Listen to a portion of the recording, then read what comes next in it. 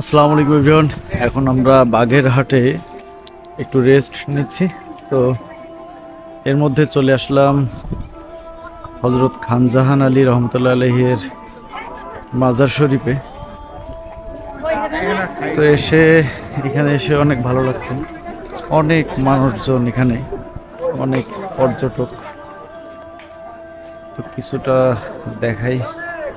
লম্বা জার্নিতে যদি এমন সুন্দর একটা জায়গা পাওয়া যায় রেস্ট নেওয়ার জন্য, তাহলে আসলে অসম্ভব ভালো লাগে। তো এখানে এর আগেও আমি এসেছি একবার, 2016 সালের দিকে মেবি। তো অনেক ভালো লাগার একটা জায়গা, আসলে অনেক ভালো লাগে।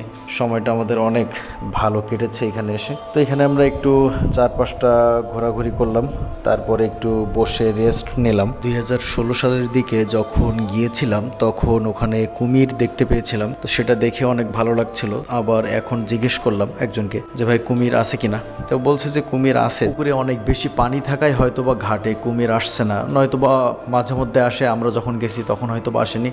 তো কুমির আছে, এর মধ্যে আবার গোসল করতেছে। আমি বিষয়টা আসলে খুবই ভয় পেয়েছি। আসলে ওনাদের সাহস নাকি বিশ্বস্ততা বুঝিনি আর কি।